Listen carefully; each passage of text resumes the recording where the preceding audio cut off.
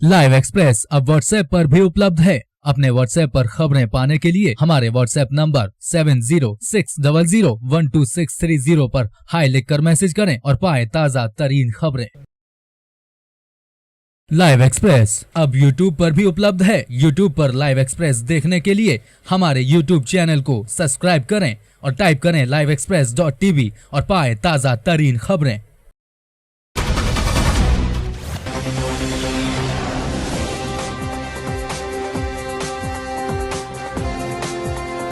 फतेहपुर में भाईचारे की एक ऐसी जीती जागती मिसाल देखने को मिली है जिसकी दास्तां सुनकर लगेगा कि आज के दौर में भी लोगों के दिलों में इंसानियत जिंदा है। भाईचारे की ये भावना बिंदकी तहसील के रारी बुजुर्ग गांव में देखने को मिली, जहां शमसाद बेगम नाम की महिला ने अपनी जिंदगी की परवाह किए बिना एक महिला की जान बचाने का फैसला किया है। और उस महिला से उसका कोई रिश्ता भी नहीं है, बल्कि वो उसकी बहन की सहेली आरती है, जो पुणे की रहने वाली है। आरती कई साल से किडनी की बीमारी से पीड़ित है। डॉक्टर ने उसे दूसरी किडनी बदलने को कहा है। अभी तक किडनी की व्यवस्था न हो पाने की वजह से वो जिंदगी और मौत के बीच जूझ रही है। ऐसे में शमसाद बेगम ने बिना किसी स्वार्थ के अपनी किडनी दान करके आरती की मदद करने का फैसला किया। शमसाद बेगम के इस फैसले से उसके परिवार के लोग भी उसके साथ हैं। शमसाद बेगम के पति की 12 साल पहले ही बीमारी की वजह से मौत हो चुकी है और अब वो अपने पिता के पास गाँव में रहती है। जिला चिकित्सा अधिकारी के अनुसार सारी कागजी कार्रवाई पूरी कर ली गई है, बस डीएम साहब के साइन होने बाकी है, जिसके बाद शमसाद बेगम आरती को अपनी किडनी दान कर सकेंगी। नहीं है, क्या फाइल है आरती देवी शमसाद बेगम अपनी किडनी आरती देवी को दे रही हैं जी। जो जितने भी इसके नियम कानून हैं उसके अंतर्गत जिलाधिकारी महोदय की अध्यक्षता में जी और जो डॉक्टर इसके सदस्य हैं उनकी पैनल कमेटी बना करके नियमतः आईडी प्रूफ लेते हुए और पूरे नियम को संज्ञान लेते उसके अनुसार ये किया गया है। जी जी जी संस्तुत की गई है जी। किसको देना चाह रही हैं वो महिला? आरती देवी को देना चाह रही है जी। किडनी देना चाह जी रही है। तो ये तो भाईचारे का एक अच्छा उदाहरण है जी। एक मुस्लिम हिंदू को दे रहा है या हिंदू मुस्लिम, ये तो समाज के लिए बहुत अच्छी और एक लेसन भी ये दिया जा रहा है जी। कि समाज के लोग ऐसे भी दानी लोग हैं जो बिना किसी स्वार्थ के जी अपना किडनी डोनेट देते हैं कि अनुकरणीय उदाहरण भी है। ये प्रक्रिया अपने यहाँ से पूर्ण हो चुकी है? बिल्कुल पूर्ण हो चुकी है। जिलाधिकारी महोदय की हो गया, उनका के हस्ताक्षर बाकी है, बाकी सब पूर्ण हो चुकी है। उनकी समझ गुर्दा तो बहन का हाँ, तो आरती को आरती का देह कहाँ है? सहेली हम और आरती की तबीयत खराब चल रही है। तबीयत खराब चल रही है, नाम दबाव में नहीं, नाम लालिश में नहीं, अपनी मर्जी से दे रही खुशी से आरती को। आरती का कहाँ रहती है आरती? पूनम पूनम में रहती है और नहीं लालिश हम नहीं कहे में नहीं, हम सहेली हुआ का देती हम।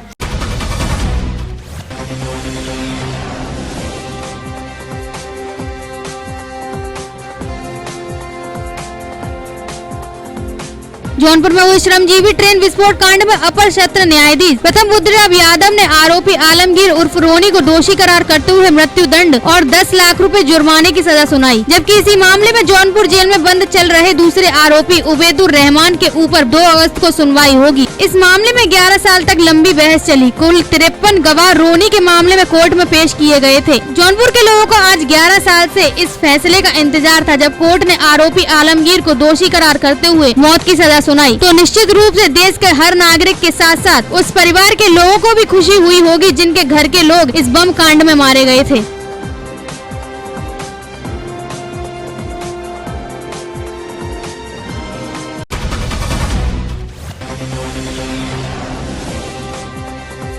देश की रीढ़ कहा जाने वाला किसान आज केंद्र से लेकर प्रदेश की सरकार की लाचार व्यवस्था को देख राष्ट्रपति से इच्छा मृत्यु की मांग करने को मजबूर हो गए हैं। फतेहपुर जिले के जहानाबाद विधानसभा के कोणा गांव में जहां तत्कालीन उत्तर प्रदेश की कांग्रेस सरकार ने किसानों से छलावा कर किसानों को नहरों के माध्यम से मिलने वाला पानी बंद कराकर NTPC को दे दिया है और किसानों को आश्वासित किया है कि गाँव में ट्यूबवेल देकर किसानों की समस्याओं का निवारण करेंगे। पीड़ित किसानों ने राष्ट्रपति के नाम का ज्ञापन देते हुए जिला अधिकारी से इच्छा मृत्यु की मांग की है। किसान ने बताया कि 1985 में रामगंगा नहर का पानी एनटीपीसी दिबियापुर को दे दिया गया है और तत्कालीन कांग्रेस विधायक प्रकाश अवस्थी ने कानपुर व फतेहपुर के आला अधिकारियों के साथ बैठकर नहर का पानी एनटीपीसी को देते हुए गांव में आने वाली नहर का पानी बंद करा दिया है और गांव में 10 नलकूप देने का आश्वासन दिया है, लेकिन अभी तक गांव की रामगंगा नहर में पानी नहीं आया, जिससे कोड़ा गांव के किसानों के 500 बीघे से अधिक खेत सूखे व बंजर पड़े हैं। मौजूदा कांग्रेस सरकार ने गांव में बर्बादी का पौधा लगाकर गांव की खुशियों को ही छीन लिया है। दिबियापुर एनटीपीसी को पानी दे दिया गया था। विधानसभा क्षेत्र जहानाबाद जनपद फतेहपुर की नहर में आने वाले रजबे, अमोली, बिजौली, सिजौली का पानी दिबियापुर एनटीपीसी को दे दिया गया था। कहा था कि हम नलकूप लगेंगे। 28 से 30 साल हो गए, ना ही नलकूप लगे और ना ही नहर में पानी छोड़ा गया है। इस बीच हमने 100 से ज़्यादा पत्र लिखे। 2013 में जब हमने पत्र लिखा तो फिर पानी आया भी था, महामहिम राष्ट्रपति को लिखा था। अब फिर पानी आना बंद हो गया। फिर हमने 28/3/2016 को प्रधानमंत्री, मुख्यमंत्री को पत्र लिखा, फिर पानी ना आने पे, फिर कोई कार्रवाई ना होने पे 4/7/2016 को लिखा। अब हमने 25/7/2016 को पत्र लिख इच्छा मृत्यु की मांग की है और कहा है अगर इच्छा मृत्यु नहीं मिलती है तो हम आत्मदाह कर लेंगे। हाँ बताओ। 30 साल हो गए, पानी नहीं आ रहा है। इस बीच में कौन सा नहर? निचली गंगा नहर। अरे मैंने कहा है निचली गंगा नहर को अभी कल ही कहा है, वो टेल तक पानी पहुंचाने की बात हुई है उससे। चलो हम दिखवाते हैं, इसको दिखवाते हैं, परेशान।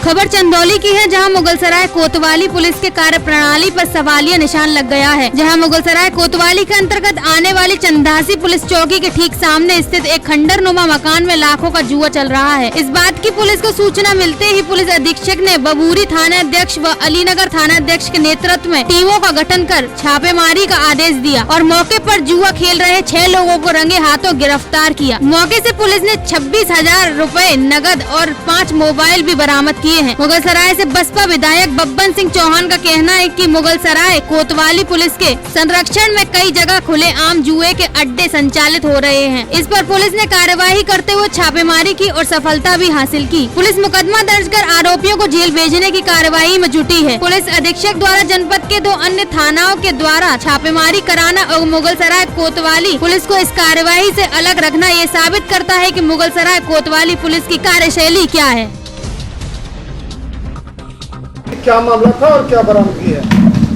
आज दिनांक 30/7/16 को पुलिस अधीक्षक महोदय के दिशा निर्देशन पर प्राप्त मुखबिरी सूचना के आधार पर दामोदर दास के पोखरे के उत्तर तरफ एक स्थान पर जुआ खेला जा रहा था। प्राप्त सूचना के आधार पर मेरी टीम व थाना स्थानीय की अन्य और टीमें मिलकर इस पर कार्रवाई की है, जिसमें 6 लोग गिरफ्तार हुए हैं, जिनके पास फंड से पैसे बरामद हुए हैं। उनका मिलान किया जा रहा है। कितना नगद बरामद हुआ?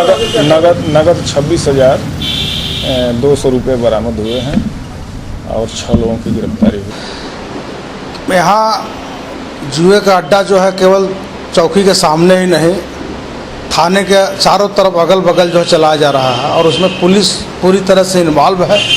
पुलिस के सह पर यह जो है अड्डे चलाए जा रहे हैं और तमाम ऐसी समस्याएं हैं जो पुलिस को रोकना चाहिए, लेकिन उसमें पुलिस की जो है मिली भगत के होने के कारण तमाम ऐसी समस्याएं बनी हुई है।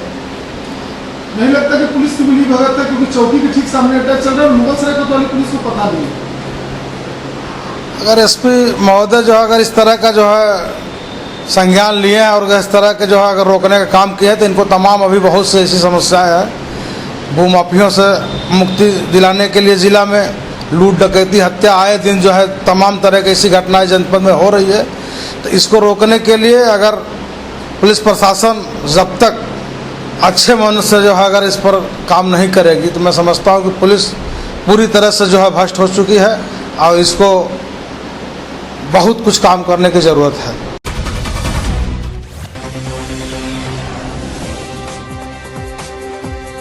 मेरठ के लिसाड़ी गेट थाना इलाके में मेवगढ़ी के मोहल्ले में 50 साल के एक अंधेड़ की वहशी दरिंदगी का मामला सामने आया है, जिसने लंबे समय तक 13 साल की एक मासूम लड़की के साथ न सिर्फ बलात्कार किया बल्कि उसे गर्भवती भी बना दिया। मामले की जानकारी होते ही लड़की के परिजनों के पैरों तले से जमीन निकल गई, जिसके बाद लड़की के परिजनों ने थाने में आरोपी के खिलाफ रिपोर्ट दर्ज कराई, लेकिन उस वक्त पुलिस ने मुकदमा दर्ज कर आरोपी को जेल तो भेज दिया और लड़की के परिजनों को ये कहा कि अब ये एक कानूनी केस बन गया है और जब तक केस चलेगा गर्भपात नहीं कराया जा सकता। नतीजा लड़की को एक बेटा पैदा हो गया। गरीब परिवार से संबंध रखने वाली लड़की के परिजनों ने सरकार से आर्थिक सहायता और आरोपी को सख्त से सख्त सजा देने की मांग की है। आज हम लोग यहाँ पर डीएम सर के पास आए थे कि जिससे कि जो ये बच्ची है उसको एक आर्थिक सहायता मिल सके, क्योंकि ये लोग बहुत गरीब परिवार से हैं, मजदूर इनके पिता हैं और इनके और भी बच्चे हैं।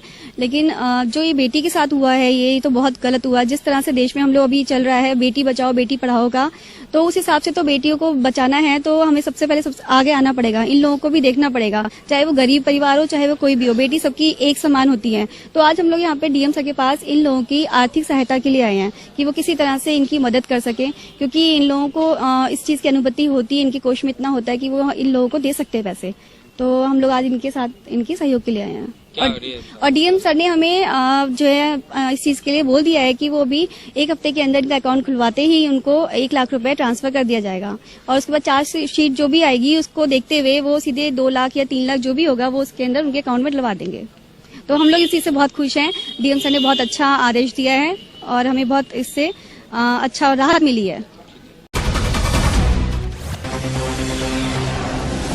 उत्तर प्रदेश के जिला रामपुर क्षेत्र के बड़ा खास गांव में जब शिक्षा विभाग की टीम एक स्मार्ट माइंड पब्लिक स्कूल के नाम से चल रहे फर्जी स्कूल में पहुंची तो स्कूल परिसर में बच्चों को भेड़ बकरियों की तरह ठूसकर पढ़ाया जा रहा था और स्कूल को 5 और 8 की मान्यता प्राप्त बताकर कई सालों से कक्षा 10वीं और 11वीं की क्लास भी दी जा रही थी, जहाँ स्कूल में पढ़ने वाले बच्चों की जिंदगी के साथ खिलवाड़ तो किया जा रहा था, उसके अलावा बच्चों को अपने पास से फर्जी मार्कशीट भी बनाकर दी जा रही थी। रामपुर में करीब 100 से ज्यादा फर्जी स्कूल चल रहे हैं और बेसिक शिक्षा विभाग कुंभकर्ण की नींद सो रहा है। इस मामले में जब हमने जिला बेसिक शिक्षा अधिकारी एस.के. तिवारी से बात की तो उन्होंने पूरे मामले की जानकारी लेकर कई अधिकारियों की फटकार लगाई और फर्जी तरीके से चल रहे स्कूल के खिलाफ कड़ी कार्रवाई के आदेश दिए हैं।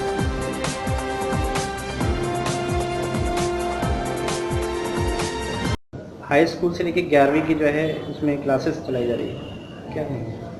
जैसा कि आपने बताया बड़ा खास में इसके बारे में मान्यता प्राप्त स्कूल नहीं है, फिर मैंने इसको कुछ कोशिश की है। कल इस बारे में खंड से अधिकारी और एनपीआरसी जाएंगे। यदि इसका ऐसा अमान्य स्कूल पाया गया है कल प्राथमिकी दर्ज करा के इनको बंद भी कराया जाएगा। शिक्षा का अधिकार अधिनियम के बाद कोई भी ऐसा अमान्य संस्थान संचालित नहीं किए जाएंगे जो मानकों को पूरा न करते हों और बगैर निर्धारित मानकों के बगैर मान्यता के चले तो उनको बंद कराया जाएगा, इसके ऊपर बंद कराया जाएगा। जिस तरीके से आपके जो क्षेत्र में अधिकारी हैं वो जरा सा भी इस तरीके के ध्यान नहीं रखते। कई स्कूल ऐसे क्षेत्रों में अब भी चल रहे हैं जिनके सूचना आपके विभाग में है ही नहीं। लास्ट ईयर भी 67 स्कूल काफ़ी स्कूलों को बंद कराया गया और अमूमन हमेशा सत्र के आरंभ में कुछ स्कूल ऐसा प्रयास करते हैं जो मान्यता के फाइलें डाल करके तमाम चीज़ों के आधार पर स्कूल चलाने का प्रयास करते हैं, लेकिन ऐसा होने नहीं दिया जाएगा। अभियान चला के स्कूल बंद करेंगे। शिकायत दी गई, मैं ग्राम बड़ाखास का निवासी हूँ और यहाँ मिर्जा नूरपुर साधन सहकारी समिति का चेयरमैन भी हूँ। ये हमारे गाँव में एक विद्यालय चल रहा है स्मार्ट माइंड पब्लिक स्कूल के नाम से। इसमें जो है कक्षा 1 से लेकर और इंटर तक की क्लासेस चलाई जा रही हैं। बच्चे छोटी सी जगह है, 2 कमरों का मकान है और इसे किराए पर लेकर और टीन शेड डालकर इन्होंने स्कूल चलाना शुरू कर दिया है 2-3 लोगों ने मिलकर। इसमें करीब 300 से लेकर 350 तक बच्चे हैं और पहली से लेकर इंटर तक की इसमें पढ़ाई कराई जा रही है। जगह के नाम पे सिर्फ मात्र 100 या 125 गज जगह होगी जिसमें टीन शेड डला हुआ है, घास उगी हुई है, लैट्रिन बाथरूम की कोई व्यवस्था नहीं है, किसी तरह के कोई मानक नहीं है, अग्निशमन से कुछ इन्होंने प्रमाण पत्र वगैरह नहीं लिया हुआ है और किसी तरह की अभी कोई भी मान्यता इन्होंने फाइल तक नहीं लगाई है और बच्चों की ज़िंदगी के साथ खिलवाड़ कर रहे हैं। 2-2 हज़ार रुपये का कोर्स दे रहे हैं, एक बच्चों को 200-200 रुपये फीस ले रहे हैं और जबकि अगर मान्यता हो भी 5वीं 8वीं की तो इंटर तक की क्लास नहीं ला सकते। ये बच्चों के साथ जिंदा जो है खिलवाड़ कर रहे हैं और कई बार शिकायत की गई प्रशासन को, डीएम साहब को, एबीएसए को, बीएसए को, लेकिन कोई कार्रवाई इस पर नहीं हुई है।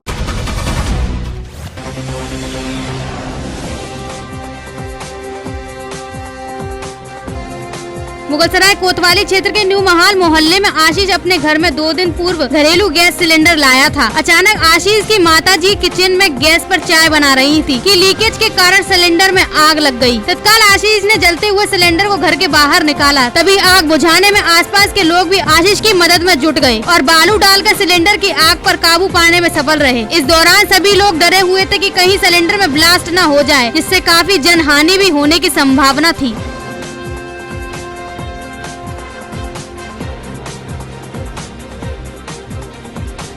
आशीष कुमार सिंह है। क्या हुआ था यहाँ पर? इस लीकेज था गैस, मम्मी गैस चालू की, उसमें आग लग गया तुरंत।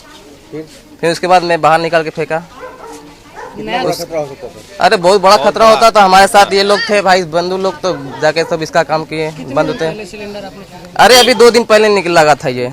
यहाँ पे आशीष भाई निकले घर से, देखे आग की तरह बढ़ रहा था गैस इनका। आए तुरंत हम लोग बालू सालू डाले, ये सब किए बहुत सा व्यवस्था। फिर वो लाए बुताने के लिए, फायर ब्रिगेड का फायर वो सब लागत डालकर बुताए उसको। फिर उसके बाद ये हाल हुआ।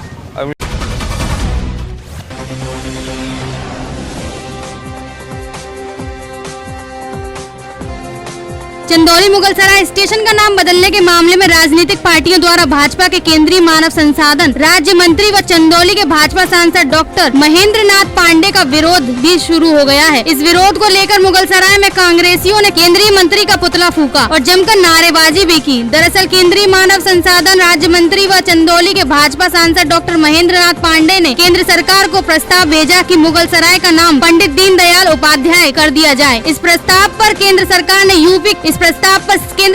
यूपी के अखिलेश की सरकार को सहमति के लिए प्रस्ताव भी भेजा।